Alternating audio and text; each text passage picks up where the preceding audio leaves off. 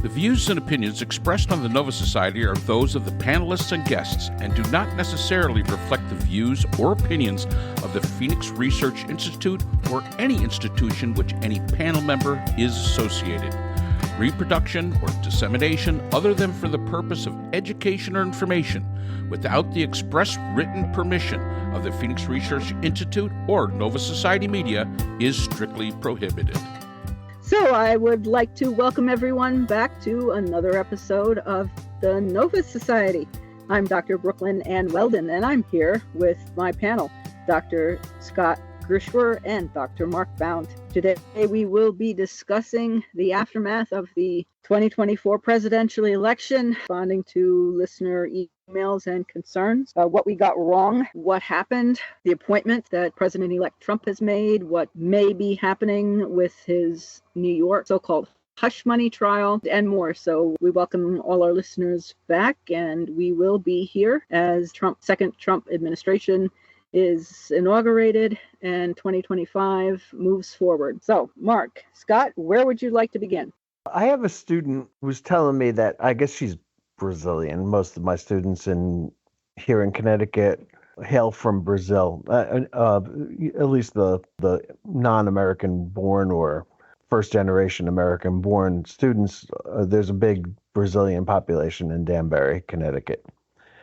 And she was telling me that her mom just got citizenship after, I forget whether it was like 10 or 15 years, and that they were voting for Trump because they feel that these people are jumping the line and she had to wait to become a U.S. citizen. Why shouldn't they have to? I didn't want to get into it with her or anything like that. And, I wanted to move on to what we were actually discussing in class that day. But I thought to myself, my mom came here from Scotland in 1954. And she came here because there weren't very many good jobs in Scotland. The economy was awful. And so she came here as an economic refugee, got jobs. Eventually met my dad, got married, had a family. I was 6 years old, I think, when she became a U.S. citizen. And I imagine most Brazilians who come here have the same kind of experience, right? Brazil has not really lived up to its dream of becoming an economic powerhouse, and there are gangs and things like that, right? But for the most part, the Brazilians who come here are not running away from armed gangs, roaming the streets, raping their daughters and enslaving their children and making them part of their gang, which is essentially like being cannon fodder to go fight other gangs and things like that.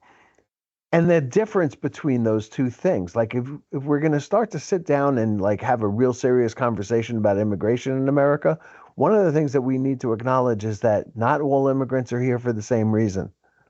Some immigrants are here because it's downright deadly in their country and they need to be here. And that would include Ukrainians. That would probably include Russians. It might include Chinese. It certainly includes Venezuelans, Nicaraguans, perhaps Hondurans or Guatemalans. I'm not really sure what the situations in those countries are at this exact moment, but that it's a very different, like if my family was being threatened, yeah, I would go and I would get wherever I had to be to keep my kids safe, and nothing would stop me from doing that. And it's a very different situation from me going, you know what, I bet I could make a better living over there. So we need to, to actually begin to crunch some numbers, see where people are coming from. Like I just read that Homan was going after the Canadian border. He's from upstate New York. He's from New Carthage, New York, and he's very familiar with the Canadian border. And he knows that the Canadian border is fairly porous, especially here in the East, and that a lot of Indian immigrants are flying into Toronto, hooking up with gangs that are willing and able to get them through the woods into the United States of America, and they're entering the country that way. And we've caught something like 19,000 illegal immigrants coming through the woods from Canada, and Homan wants to stop that from happening. Like I don't think most people think of illegal immigrants in this country as being from India.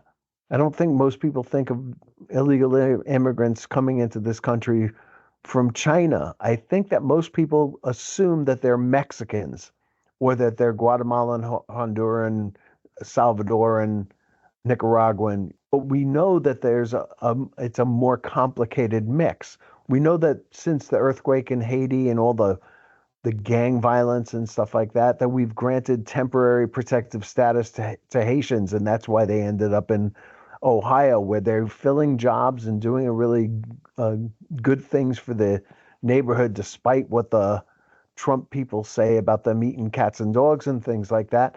But Trump says that he's going to repeal that temporary protection status for them and send them back to Haiti. That could be a death sentence for them.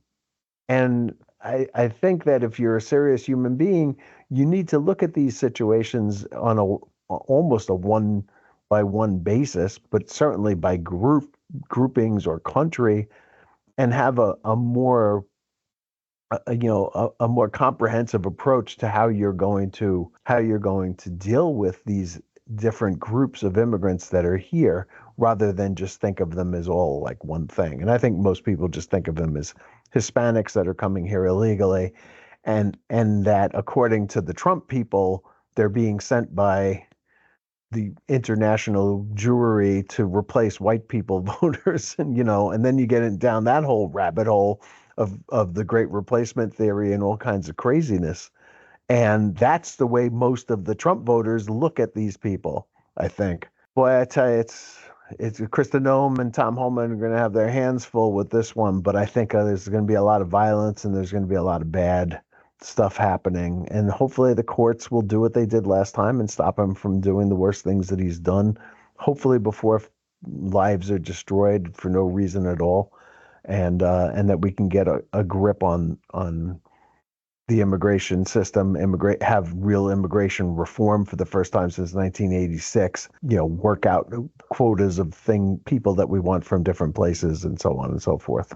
I would say to those people that are so right to life, think about the people that are actually on the face of the earth. These are human beings. If you send those Haitians back to Haiti, you are giving them a death sentence. And, if you're so right to life, you've got to take that in consideration. And we've got to look at these things on an individual basis. And it seems to be amazing to me that the United States is the one country that has the biggest issue with this. Australia. Does Australia have illegal immigrants? Absolutely. Sure they do. But not to the level that we have. And Australia is a really nice place. I mean, most of it you can't live in, but where you can, it's a very nice place. New Zealand, gorgeous place to live. They have restrictions.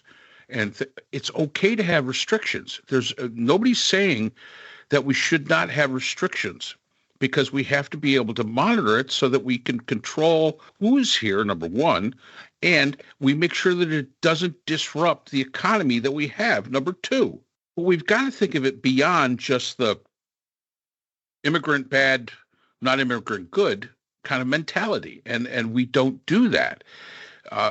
We make it so black and white, and it is such a complex issue. And again, Brooke, I hear everything that you're saying, all the possibilities.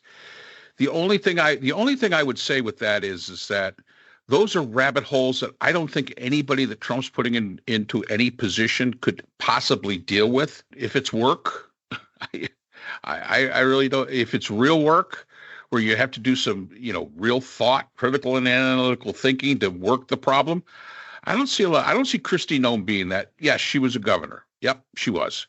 But the governor of North Dakota, I mean, what's your big deals you got to deal with in North Dakota? It's snowing?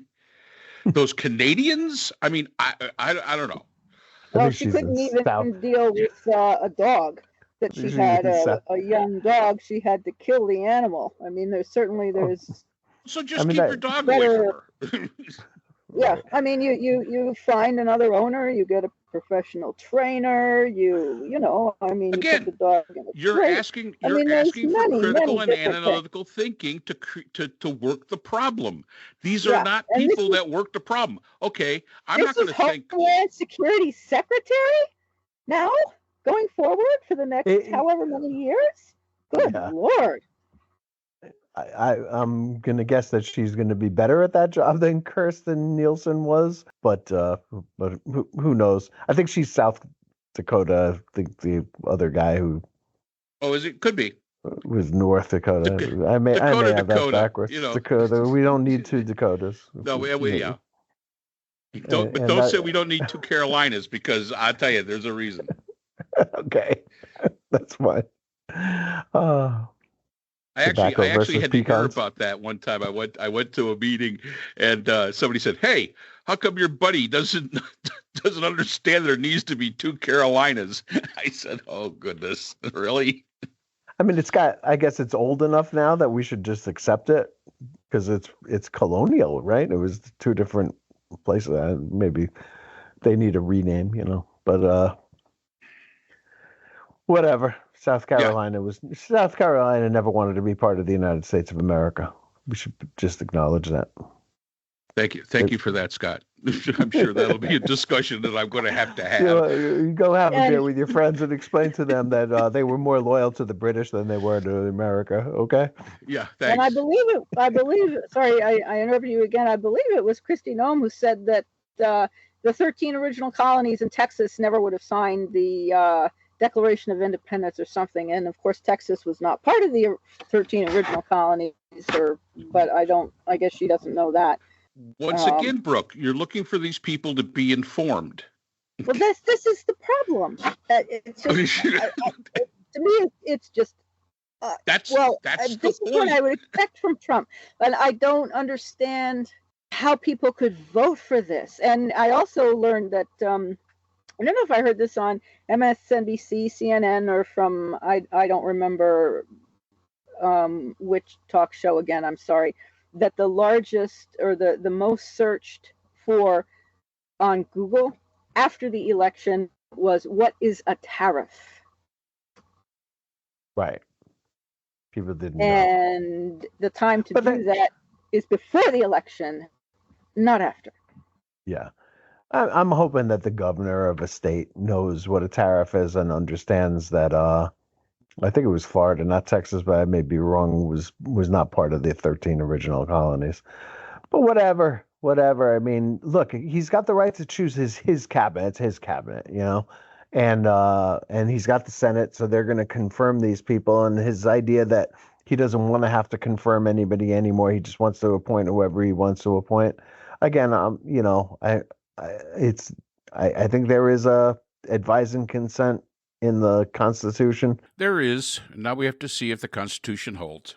So that's all the time we have for today's episode. The Nova Society is a production of the Phoenix Research Institute. We'd like to thank our sponsors for this episode. BH Conflict Resolution Services, a full-service dispute resolution firm offering expert and cost-effective mediation services to couples, groups, and businesses. BHCRS can be reached at www.bhcrs.com. We'd also like to thank our podcast partners, Buzzsprout, who hosts the Nova Society, Audacity, our editing partners, and Podkite, who does all of our analytics.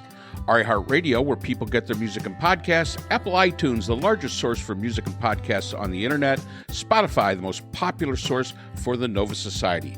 The Nova Society is available on all of these and other quality platforms. We'd like to thank all of our listeners. Without you, the Nova Society would not be possible. If you have a comment, question, or would like to be a guest on the Nova Society, we can be reached at nova.society.podcast@gmail.com. Always remember, the power of society is knowledge. So for Dr. Scott Gershworth, Dr. Priscilla Hobbs, Dr. Brooklyn Ann Weldon, and all of us here at the Nova Society, I'm Dr. Mark Bound. Be well, and we hope to see you again next time.